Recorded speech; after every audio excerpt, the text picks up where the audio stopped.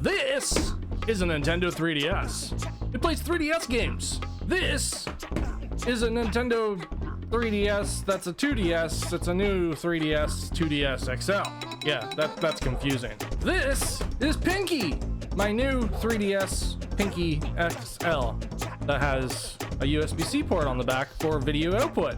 And this is also another new 3DS XL that's $280 from the pawn shop. I still haven't replaced the shell for it yet. That costs another 40 bucks. This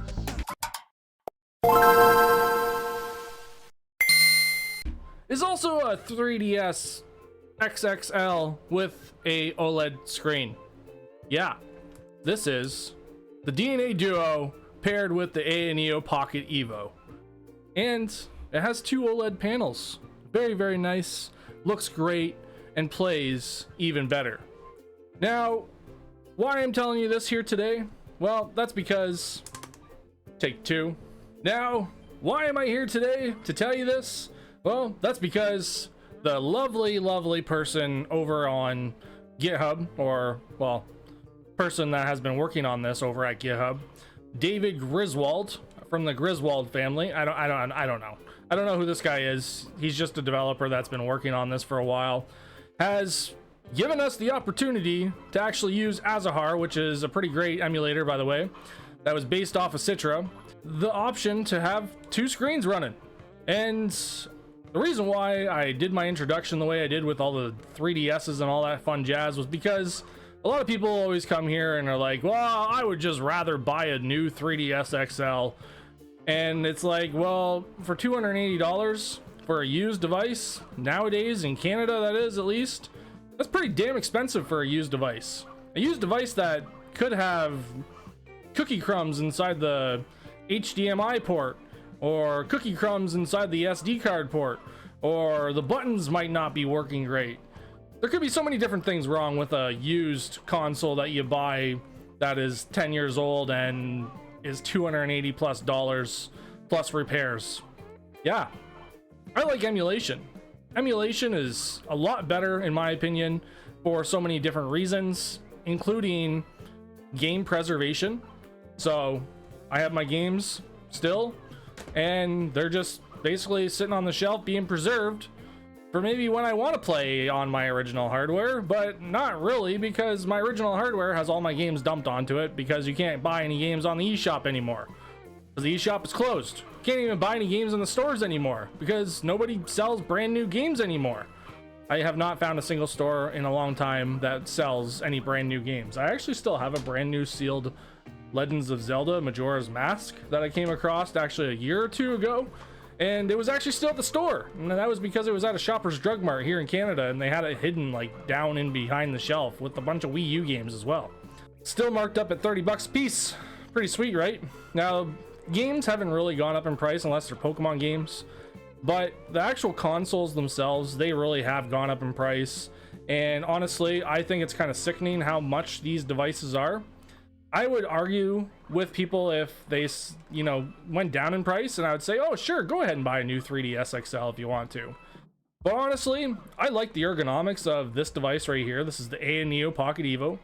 I like the feel of this device right here, even with this screen on it. The screen is not heavy whatsoever, by the way, and for anybody that wants to ask. This is an OLED 7-inch 1920p by 1080p 60 hertz panel. It does go up to 120 hertz. I've mentioned that before in the past as well, and even on the website. And that's only with HDMI, unfortunately. Otherwise, the chipset that is inside this would have had to have been so much more expensive to actually get the 120 hertz over USB-C, and it would have also killed your battery even faster. So that's the other thing that a lot of people ask me too, is how's the battery life with this? And the battery life is actually pretty great. Now, it depends on the device, depends on what you're actually using it for and how your performances are all set up and stuff. I have this just set up to game mode right now, and the battery life is freaking good. It's not that bad at all. This has got an 8,000 milliamp battery, I'm pretty sure, 8,300 milliamp battery. I don't remember exactly what the size of the AyaNeo is. I know it's 8,000 plus for sure. And the other devices that are great with it is the Odin 2, the Odin 2 portal. And honestly, even when I messed around with the Ambernic RG556, the RG557, The RG557 has an actually pretty decent battery as well. I was actually having pretty good time with playing on it. Now, I don't have the RG556 and 7 adapters on the website yet, but they are coming. I'm just waiting for the last actual iteration of the driver board. And to explain everything that's been going on, this is something that I basically started back in January. I started this technically back in October when I ran the Indiegogo campaign for the original LCD model, and I have valid proof and everything showing that I started this project way back then and shared it with you guys because I am passionate about this. I'm passionate about this hobby. I love DS, 3DS, and everything like that, but I also love DS, 3DS emulation even more for many reasons, like seeing some of these graphics upscaled to their better quality of the game. Like, it looks better, the colors look better. Even if you wanted to leave it at 1x resolution to get the actual actual look of the game, then you could, but it just looks a lot freaking better with the colors. The colors look amazing. If you go and look at like a 3DS compared to this and compare the two of them side by side, which I've done in the past, you'll notice how washed out the colors look on like even an IPS 3DS XL or whatever, and it just looks great. There are so many reasons why I love not dying. I love hold on a second, you fricker. I love emulation over basically playing the original. Not that I hate the original. I don't hate the original whatsoever. Some people come here and like, oh, you're a, you know, you don't like the originals and all this. It's like, no, it's not the point. The point is that there's so many different reasons why emulation and why people like emulation, and it's got so many different reasons, and I've already mentioned a few of them right now. Now, again, with regards to the DNA Duo, I've been working on this thing since January, and there has been so many different designs of it. This is the actual closest to the final design that's actually at the injection mold company right now. It has a little bit of a different design. I'm not gonna show you guys what it is until it's actually in my hands, by the way, but it's not that different, and I think you guys are gonna like it even more than what you're seeing right now.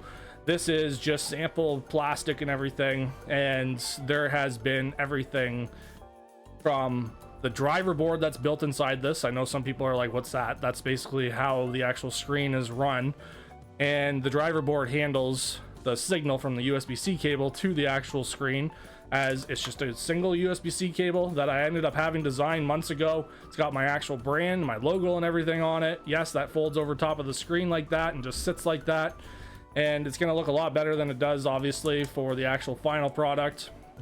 And for some reason, I don't know why, it's got to do with something with the emulator. Whenever I mess around with the cable, it disconnects from the actual media projection and then reconnects. It's something to do with that. There's no power button on this one. You would have to just press the power button normally for it to actually, you know, go back and play it. As you can see here, it just wants to mirror cast it. This is something to do with the emulator itself, not the actual device. So if I go back into the game, it's a bug. Azahar is getting there. Hopefully they can actually figure this out and it actually works properly.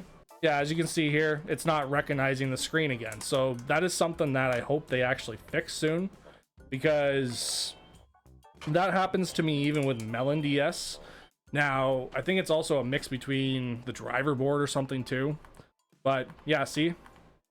Something really weird. Hopefully David Griswold sees this video.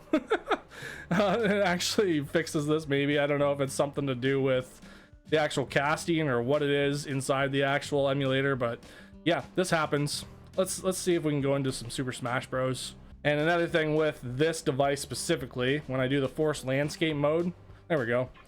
You have to do Forced Landscape mode. I'm gonna have guides coming out for this as well, by the way, guys, for the AyaNeo Pocket Evo and all this kind of stuff, because this device specifically is really weird, and the touch doesn't work properly on the top screen because of the way that the actual device is oriented.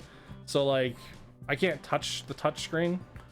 I know you can't really touch that anyways, but yeah, as you see here, as soon as you try to touch the screen, that's when it bugs out. So there's something to do with when you touch the screen for the media projection is when it bugs out. So keep that in mind.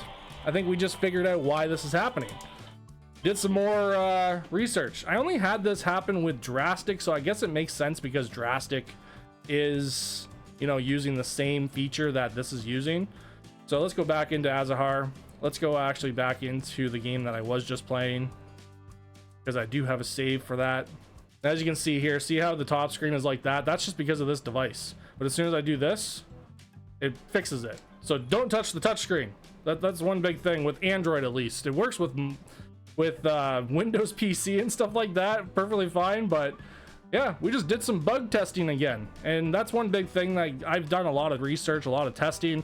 I have actually made sure that this device works with every single device. I don't assume that this works with multiple devices. I actually have made sure this works with different devices, and there's going to be so much more information about how this all functions and everything on every device, like the custom adapters that are built for every device. As you can see here, this is the Odin portal, and this adapter forms and conforms around the device, sits on top of the actual device, doesn't interfere with any buttons, doesn't interfere with any vent holes or any buttons on the top or anything like that, and it is designed for that device. Same with the Amernic, designed for the device, has a vent hole. This is just a 3D printed one, doesn't interfere with the plus and minus for the volume rockers. Everything is designed to actually form around the device.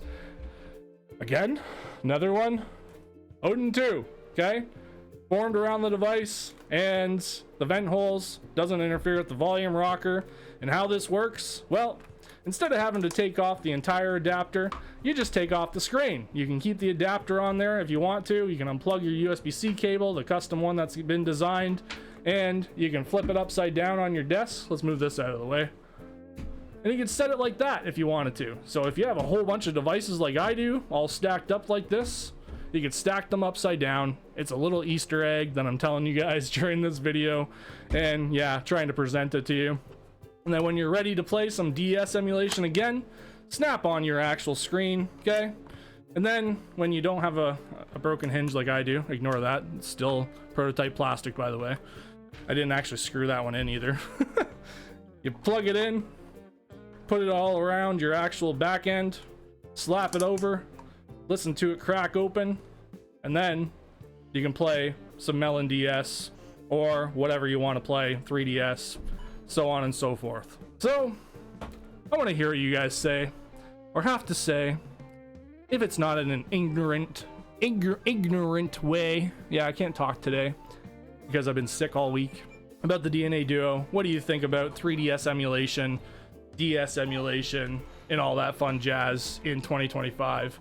Because we're getting there when it comes to dual screen emulation. And the reason why I did this was because my friend literally said to me, I really don't like dual screen emulation because, and then I finished his sentence, I was like, because of the lack of a second display. And then that's when I actually got to work. It's my friend's fault that I did this. I'm gonna blame him, but whatever. It's kind of my fault too, because I was kind of already messing around with something before that. Have a nice day, guys. Don't get yourself a DNA Duo pre-order today before the end of July, because I am going to be putting these back up to 199 USD for a bundle. Right now they're at 159 USD for a bundle, and if you become a member on the channel for as little as $3, you can actually get a nice discount code for an extra 35% off. Yeah, that's 102 bucks for a DNA Duo bundle, plus shipping obviously. So get yours today for the first ever 7-inch portable OLED DNA Duo display that becomes part of your device's DNA.